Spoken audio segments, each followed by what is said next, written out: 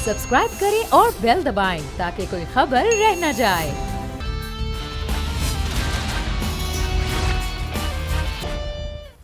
अस्सलामुअलैकुम। Special report with Mudassar Iqbal के साथ हाजिर खिदमत हैं।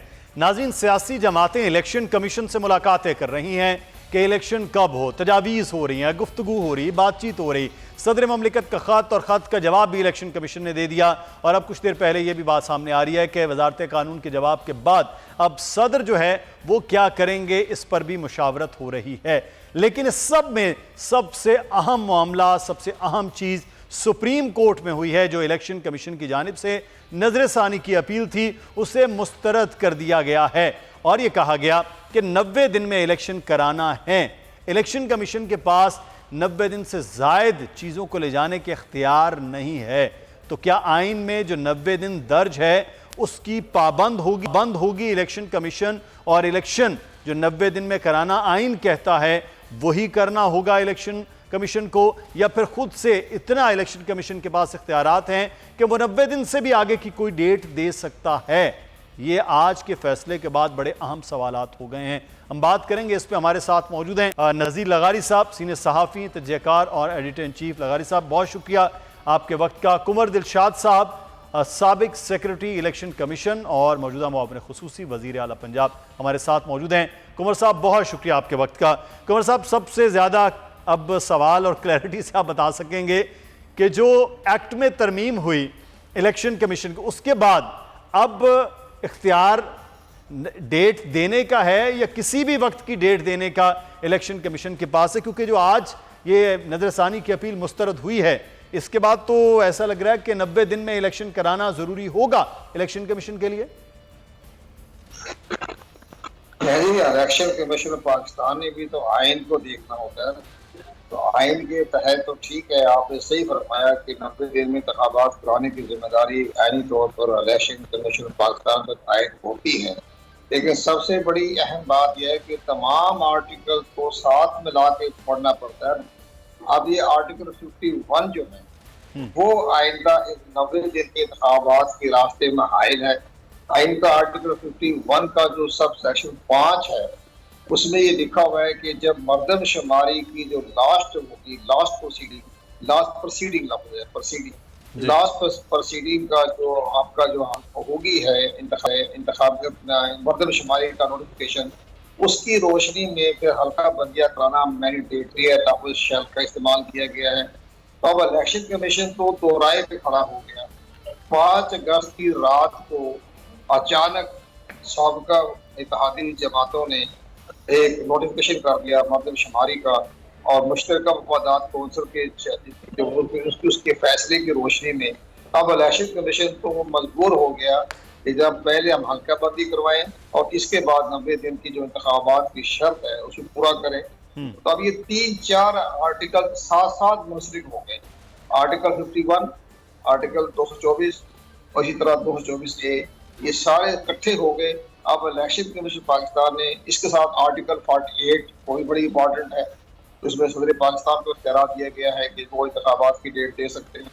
तो ये सारी चीज़ें जब इकट्ठी हो गई तो रास्ते में आ गया, हाइल हो गया आर्टिकल 51। अब इलेक्शन कमीशन ने पहले हल्का बंदियाँ करानी है और हल्का बंदियाँ का जो रोड मैप दिया वो 14 दिसंबर को दिया, और उसके साथ साथ उन्होंने इंतखाबी रिश्ते भी तैयार करनी शुरू कर दी, वो भी 14 दिसंबर को मुकम्मल हो जाएगी। और इसके बाद इलेक्शन कमीशन जो है वो अपना इंतखाबी शेड्यूल जारी करेगा आर्टिकल सेक्शन 57 के तहत। ये इख्तियार इलेक्शन कमीशन पाकिस्तान के पास है। और एक बड़ी अहम बात है जो मीडिया में आ रहा है कि जी गवर्नर ने असेंबली तोड़ दी तो गवर्नर तारीख दे दें अपना आर्टिकल 105 के तहत। नहीं, ये नहीं होता। जब ये 5 साल की मुद्दत पूरी करने के बाद जब असेंबलियाँ डिसॉल्व होती हैं तो वो तमाम इख्तियारात इलेक्शन कमीशन पाकिस्तान के पास आ जाते हैं। तो वो इलेक्शन कमीशन पाकिस्तान ने सेक्शन 57 के तहत पूरे पाकिस्तान में तारीख का ऐलान करना है, इलेक्शन डेट की डेट मुकर्रर कर रही है।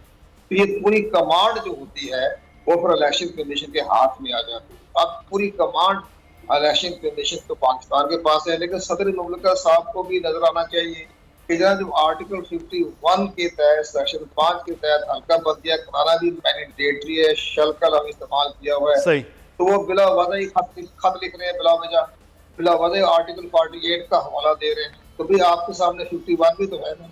अब 51 की खिलाफ वर्जी करेंगे तो वो भी आइन की खिलाफ वर्जी है। तो ये सारे मिलजुल के सारी जितने हैं आर्टिकल इकट्ठे हो गए हैं, इसके ऊपर फैसला आज वजारत कानून ने भी जो एक खत लिखा है सदर मुमलिकत का, उसमें भी बड़ी गलतियां हैं, उसमें भी उन्होंने आर्टिकल के हवाले गलत दिए हैं। तो वो सारी चीजें हमें नजर आ रहा है कि सबकी सबसे बड़ी जिम्मेदारी इलेक्शन कमीशन की है। इलेक्शन कमीशन को हल्का बंदिया के फौरन बाद हमारी इतला के मुताबिक 14 दिसंबर के बाद किसी टाइम भी अपना इलेक्शन कमीशन 14 दिसंबर तो फिर कुंवर साहब 90 दिन इलेक्शन फरवरी के पहले हफ्ते हो जाए। सही 90 दिन से ये मामला आगे जाएगा। अच्छा कुंवर साहब, इस पे मैं फिर बात करते हैं कि फिर 90 दिन कहाँ होंगे।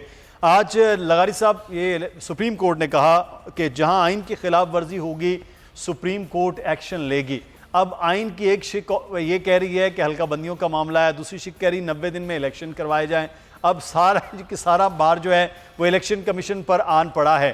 तो अब तो मामलात अगले आने वाले दिनों में फिर एक नया आइनी बहरान, नई दरख्वास्तें, तमाम तर चीज़ें जाएंगी। और एक दरख्वास्त सुप्रीम कोर्ट बार एसोसिएशन की पड़ी भी हुई है, जिसको डायरी भी नंबर भी लग गया है, और वो है यही जो मर्दमशुमारी के हवाले से उसको चैलेंज किया गया है। तो अगले आने वाले दिनों में फिर नया खेल जो है वो शुरू होगा आइनी तौर पर। देखें, ये सूरत हाल मेरे ख्याल में उस तरफ ले जाई जा रही है जहाँ बहरान ज़्यादा गंभीर होगा, ज़्यादा हमागीर होगा और हल होने के करीब नहीं होगा। इसलिए फिर उसके बाद जिसका जो एजेंडा है वो उसको अपने एजेंडे को पूरा करेगा। और काबिल एहतराम सुप्रीम कोर्ट कम से कम ये तो ज़रूर कह सकती है ना कि 90 दिन फ़लाँ तारीख को हो रहे हैं, उससे पहले करा दें। यानी ये अल्फाज तो शामिल किए जा सकते हैं। जुमला मुझे नहीं मालूम कि उस फैसले में ये जुमला है या नहीं है। पहले भी यही हुआ था जब पंजाब असम्बली के और खैबर पख्तूनख्वा असम्बली के मामला था।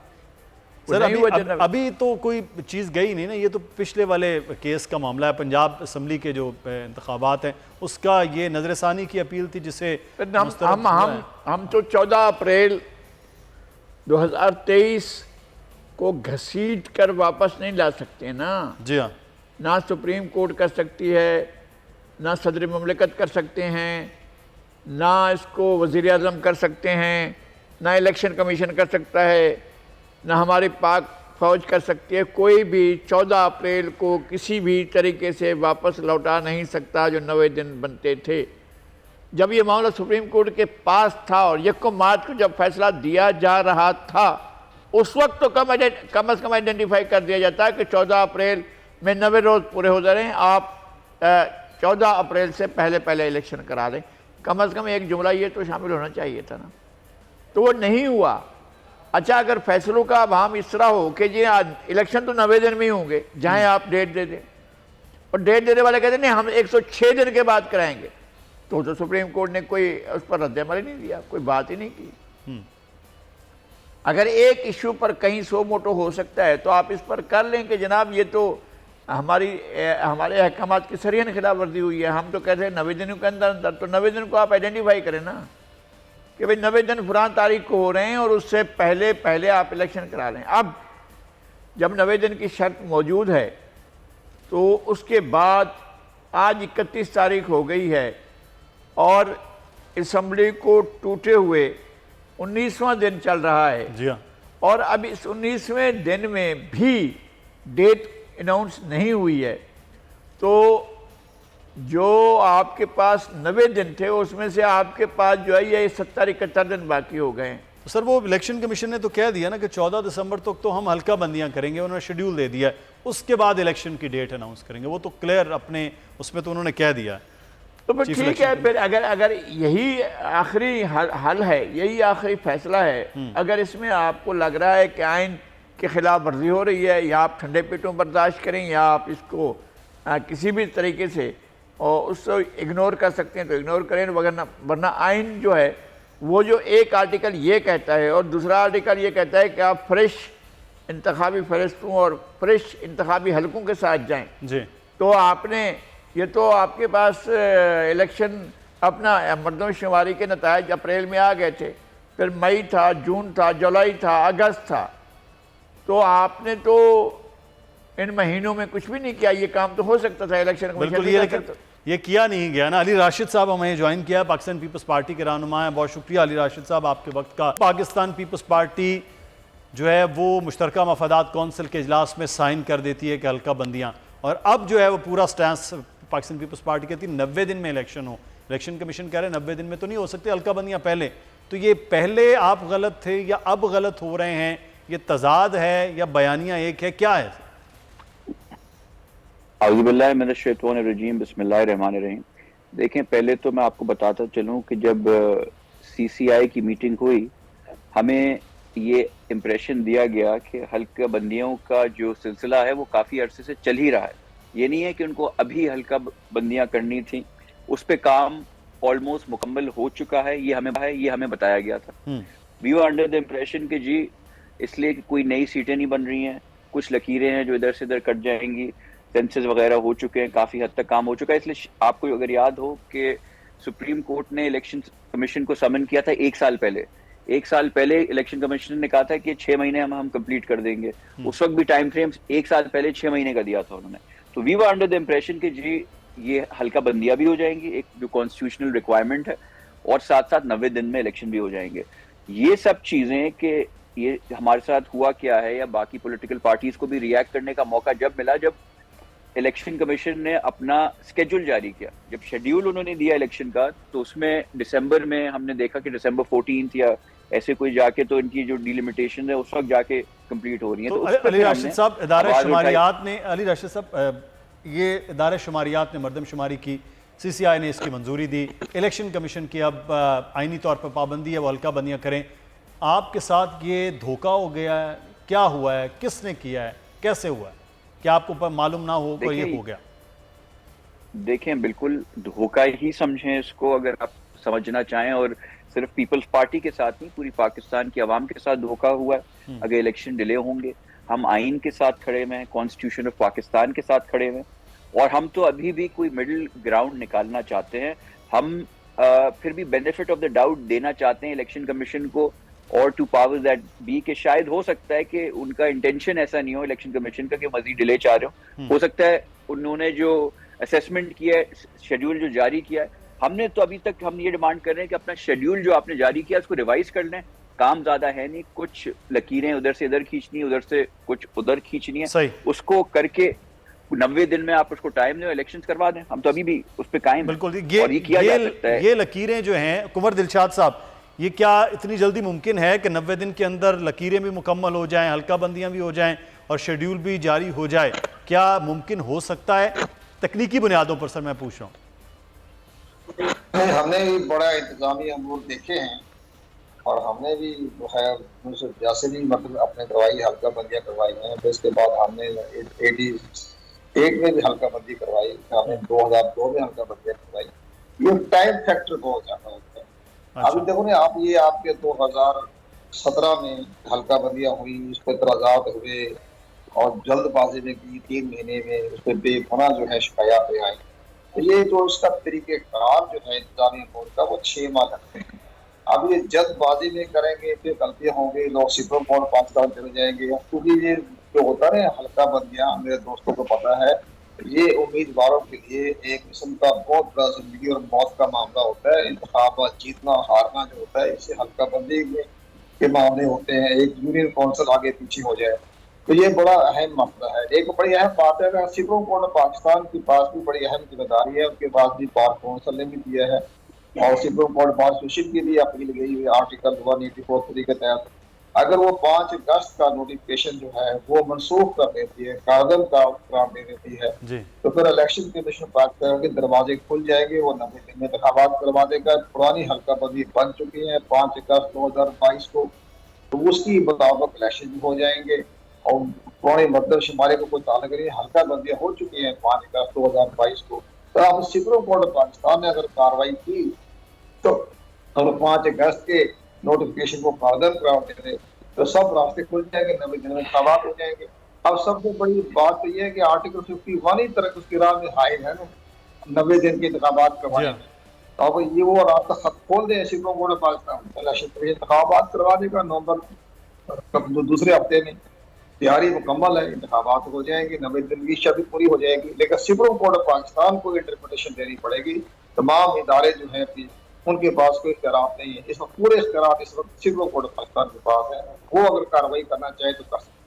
तो लगर साहब, सुप्रीम कोर्ट में ये मामला जा सकता है? जो पार्टियां खुद साइन करके अब वो कह रहे हैं 90 दिन में इलेक्शन का है, तो फिर सियासी जमातों को अब सुप्रीम कोर्ट का ही रास्ता रह गया है कि वहाँ और तो कोई मामला नहीं है, तो ये सियासी जमातें बयानात की हद तक होंगी या आइनी रास्ता आपको लगता है कि जो चाह रही हैं, चाहे वो PTI हो, चाहे वो पाकिस्तान पीपल्स पार्टी हो, जमात इस्लामी हो, वो जाएँ और ये करवा सकते हैं कि कम से कम आइन पर इलेक्शन? तो मैं ये अर्ज करता हूँ कि अगर ये और ज़्यादा लिंगर ऑन होता है तो फिर क्या होगा? अगर अप्रैल से मई हुआ, मई से जून हुआ और इस तरह से चलते चलते अगस्त पहुंच गया, वो तो नहीं हुआ जो भी होना था। अब सूरत हाल ये है कि इलेक्शन कमीशन को तो सुप्रीम कोर्ट ने कहा था, तो उन्होंने कहा था कि हम तब तक जो हैं वो ऐसा नहीं कर सकते हैं। चलो वो अब तो वो वक्त आ गया है ना, जो आप करना चाह रहे थे वो तो अब वक्त आ गया है।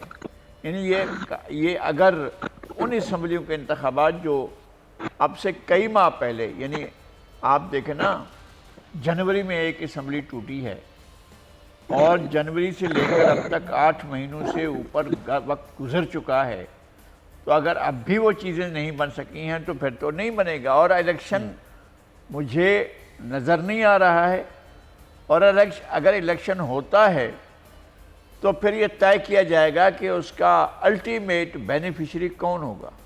सर, होना तो आवाम को चाहिए। अवाम पहले कभी बेनिफिशियरी रहे हैं? सर, होना तो चाहिए। कभी अवाम को पहले इक़्तिदार मुंतकिल हुआ है? कभी अवाम के फैसला जो है वो वही आपके सामने मंजर आम पर आया है?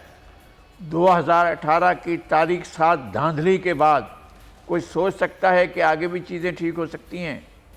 यानी इतनी बड़ी जो आंखों में धूल झोंकने वाली धांधली थी कि जब पोलिंग एजेंट्स जो है निकाल कर बाहर खड़े कर दिए गए थे और जब मशीनें बिठा दी गई थी और पूरा सिस्टम जो है RTS का बैठ गया था और वो इलेक्शन बाकायदा उठाकर किसी की झोली में डाल दिया गया। अगर वो कल ऐसे ही किसी के या उसी के झोली में डाल दिया जाता है तो फिर आप क्या करेंगे? ये अगर होता है, मुझे तो पहले असल मसला अब भी ये मैं ये समझता हूँ कि हमने आइन को सर्द खाने में डाल दिया है, और जब आइन सर्द खाने में चला जाता है तो रियासत मेरे ख्याल में खला में चली जाती है। रियासत फिर आप ये नहीं कह सकते कि हम इस रियासत को और रियासत के मामूलात को चला रहे हैं। आइन आपसे एक आइन आपका एक वो है, वे ऑफ लाइफ है, आपका एक तर्ज ज़िंदगी है। आपके बारे में ये फैसला करता है कि आपने अपने मामूलात हयात को कैसे करना है।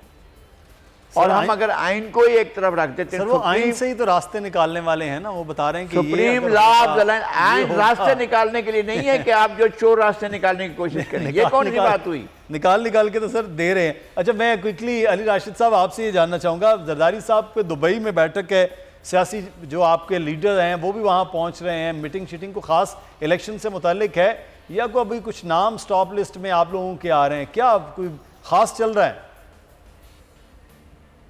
नहीं, देखें, वो तो मामूल पे दुबई विजिट होते रहते हैं, तो वो इलेक्शन अब थोड़ा जो टाइम पे है वो थोड़ा डिले हुआ है, उस पर लोगों के पास थोड़ा फ्री टाइम हुआ है, तो वो मामूल के हिसाब से विजिट्स हैं। और बिल्कुल नाम आ रहे हैं लोगों के, वो भी रूटीन में है। नाम अगर कोई इंक्वायरी है तो हमने तो कभी नहीं और ना कभी हम कभी हिचकिचाए हैं या डरे हैं। जेलों और कोर्टों का सामना हमेशा हमने किया है और आइंदा भी करेंगे। हम लेकिन ये हुकूमत के जाते ये सब कुछ आपकी हुकूमत गई है तो उसके फौरी बाद ये मामला क्यों हुए? देखें, ये तो सवालिया निशान है ना, ये तो सवाल तो मैं भी आपसे पूछना चाहूँगा और आपके तवज्जुह से बाकी आवाम से भी, कि ये कोई कंस्पिरेसी है या कोई प्लानिंग है जिसके तहत ये सब कुछ हो रहा है। इसलिए कि जैसे आपने खुद अभी कहा कि हुकूमत थी तो सब चीज़ें ठीक थी, एकदम से हुकूमत गई है, केयर टेकर सेटअप आया है, तो एकदम से ये नाम भी लिस्टों में आ रहे हैं और सब चीज़ें हो रही हैं।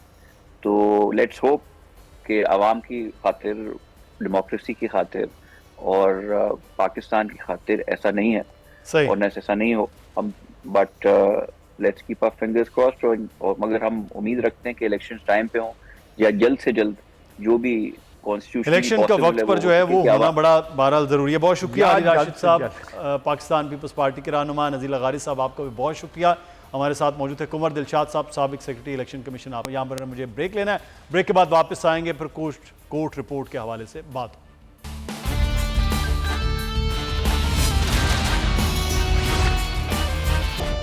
और अब हम बात करेंगे, आज सुप्रीम कोर्ट में एक अहम मामला था और वो था नैब तरमीम केस की समाअत से मुताल्लिक। इस पर आज क्या पेशरफ्त हुई है, आज क्या रिमार्क्स दिए गए हैं, क्या दलाइल दिए गए हैं, हम बात करेंगे। हमारे साथ इमरान वसीम साहब मौजूद हैं, नुमाइंदा खुसूसी। इमरान, बहुत शुक्रिया, आपके वक्त का दलाइल हो रहे थे कल भी आज भी। मखदूम अली खान साहब के आज क्या दलाइल थे जो इस मामले के हवाले से दिए जा रहे थे?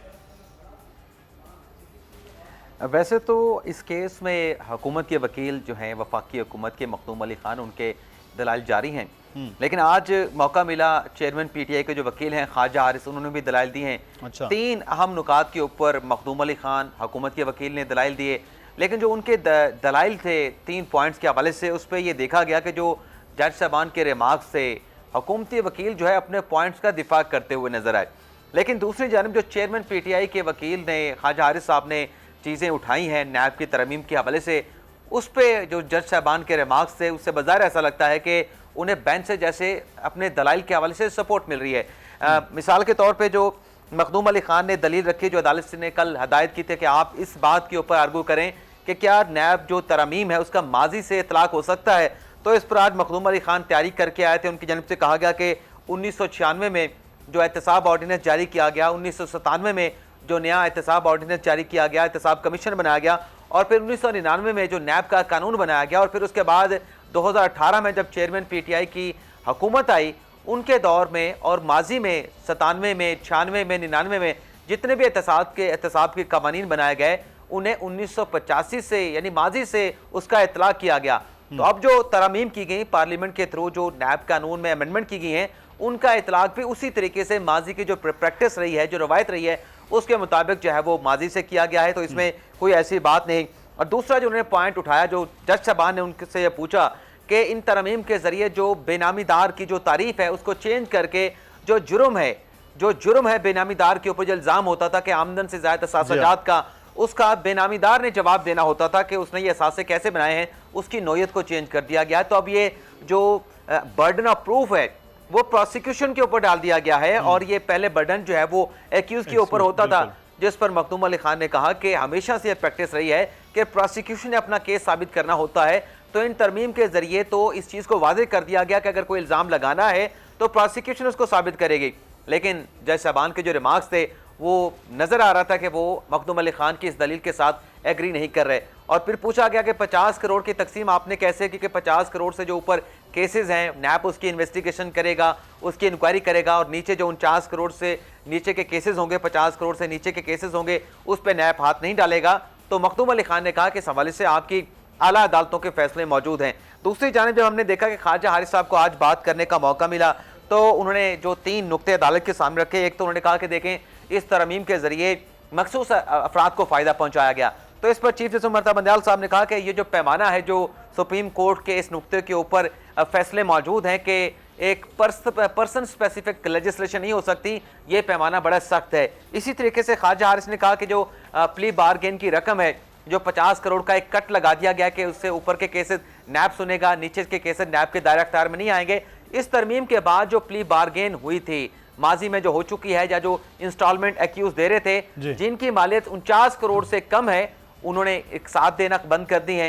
वो पैसा नहीं आएगा खजाने में, ये नुकसान होगा। इस पे चीफ साहब ने कहा कि बड़ा संजीदा पॉइंट उठाया गया है। और इसी तरीके से जो आखिरी पॉइंट था ख्वाजा हारिस साहब का कि माजी का इख्तलाक करने से 2018 से लेकर 2021 तक जो 18 अरब नैब के ऊपर खर्च किए गए हैं वो ज़ाया हो जाएंगे। इस पर भी अप्रिशिएट किया गया अदालत की जानिब से। और ख्वाजा हारिस साहब ने कहा कि यह रकम अवाम का पैसा था और अवाम के पैसे का ज़ाया होना यह बुनियादी हकूक़ का मामला है। तो ये एक आप कार्रवाई कह सकते हैं। लेकिन जो जज साहबान के रिमार्क्स हैं उससे जो एक हमें सेंस मिलता है, उससे लगता है कि अदालत इन तरमीम के हवाले से फैसला जो है वो बना चुकी है, उनके ज़हन में एक फैसला मौजूद है। अब ये एक रस्मी कार्रवाई जैसे अदालती कार्रवाई होती है वो जारी है, और कल तक इस केस की समाअत को मुलतवी किया गया। वो तो अब देखेंगे इमरान कि वो क्या होता है। लेकिन बहरहाल जो आप अब उस तासुर की बात कर रहे हैं, बहरहाल वो तासुर जिस तरफ है वो हम अपने नाज़रीन को आगाह कर रहे हैं। बहुत शुक्रिया इमरान वसीम, आप मौजूद थे, हमारे कोर्ट के सीनियर रिपोर्टर। और अब कुछ बात करेंगे, अब डॉलर की कीमत है जो काबू में नहीं आ रहा है और आज भी रिकॉर्ड है, रोज़ाना एक नया रिकॉर्ड बन रहा है। वजूहात क्या हैं हम जानेंगे। इस वक्त हमारे साथ मौजूद हैं ज़फ़र पराचा साहब, इकोनॉमी एक्सपर्ट भी हैं, general secretary exchange company association है। बहुत शुक्रिया ज़फ़र साहब आपके वक्त का। ये डॉलर रोज़ाना ₹1.25 ₹1.5 में जाके बढ़ रहा है इंटरबैंक को, और ओपन मार्केट में तो उससे भी ज़्यादा तेज़ी से आगे जा रहा है। क्या बुनियादी वजह है? कोई कैप नहीं हो सकता है, कोई कंट्रोल नहीं हो सकता है इस पर?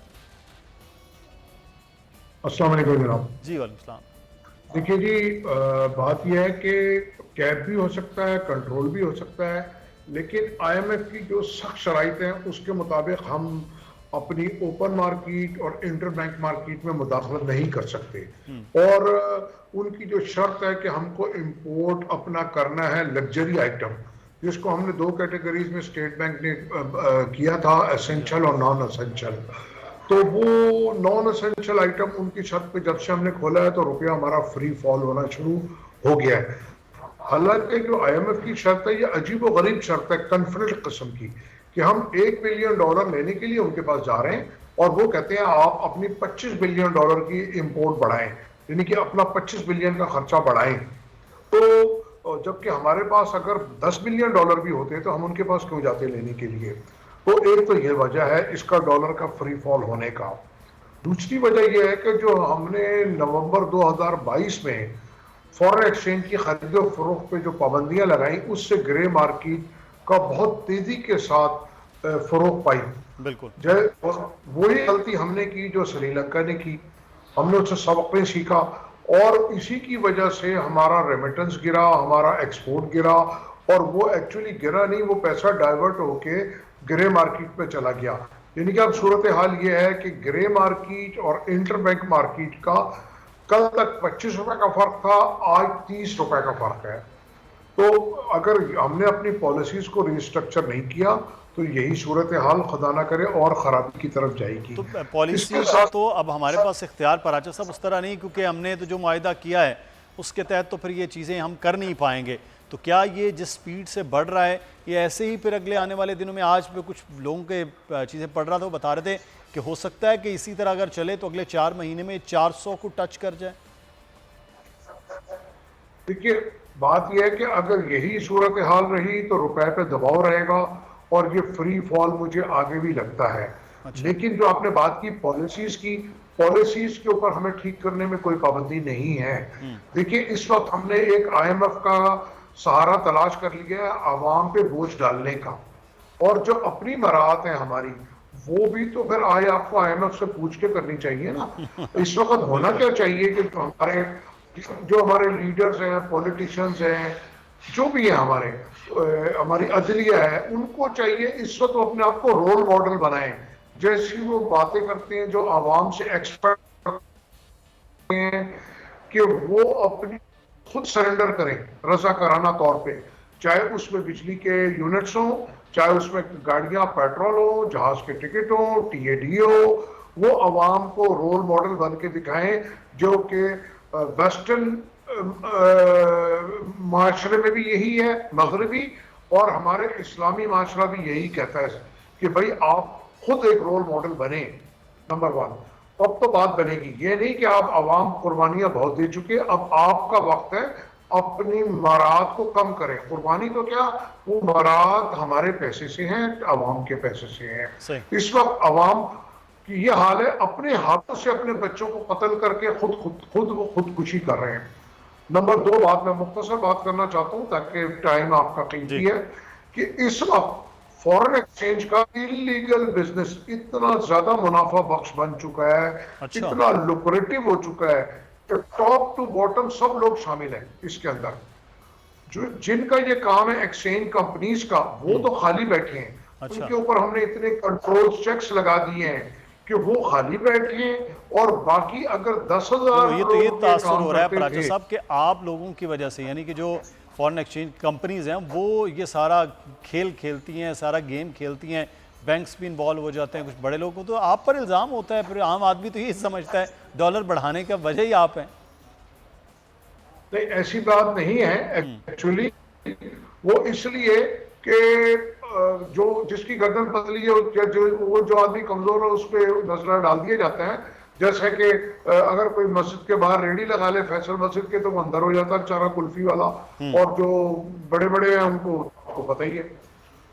तो मेरा कहने का मकसद ये है कि जो एक्सचेंज कंपनीज की मार्केट है वो तो इंटरबैंक के सामने ओनली 2% है। देखिए हमारा स्कोप ऑफ बिजनेस पिछले कई सालों से होते होते 10% रह गया है। सिर्फ $2-4 हम बेच सकते हैं, इससे हम बेच ही नहीं सकते। तो हमारी तो कोई इसके अंदर कोई वो वैल्यू नहीं है। अब जो इंटरबैंक मार्केट है वो एक डिफरेंट मार्केट है, ओपन मार्केट एक अलग है, और जो ग्रे मार्केट है वो एक बहुत बड़ी मार्केट बन गई है। हर एक के अपने अलग अलग डायनामिक्स है। तो हमने तो पब्लिक से लेना डॉलर, पब्लिक को बेचना है। सही। तो लेकिन एक चीज राजा साहब ये कहा जाता है डॉलर स्मगलिंग बहुत अफगानिस्तान हो रहा है। उस वक्त ये पिछले तकरीबन 60-1.5 साल पहले जब ये बढ़ना शुरू हुआ तो कहा गया तो वहाँ बहुत हो रहा है और इसको रोका जाएगा और ये चीज़ होगी। क्या वो अभी भी वही सिचुएशन है ग्रे मार्केट के साथ स्मगलिंग के मामला? देखिए जनाब, ये बात थोड़ी सी समझने की जरूरत है कि अफगानिस्तान, ईरान, जैसे मैंने आपसे कहा ना कि हमारी जो पॉलिसीज हैं वो आपस में कन्फ्लिक्ट करती हैं जी। कोई पॉलिसी करेंसी स्मगलिंग को और अशिया की स्मगलिंग को वो फरोग देती है। तो अफगानिस्तान और ईरान की जो फॉरेन एक्सचेंज की जरूरियात है वो हमारी ग्रे मार्केट से पूरी होती है। यही सबसे बड़े मसाइल भी पैदा हो रहे हैं। बहुत शुक्रिया, वक्त की भी कमी है। जफर पराचा साहब आज डॉलर की बात कर रहे थे। मुदस्सिर इकबाल को प्रोग्राम से इजाज़त दीजिए। अपना ख्याल रखिएगा। अल्लाह हाफ़िज़।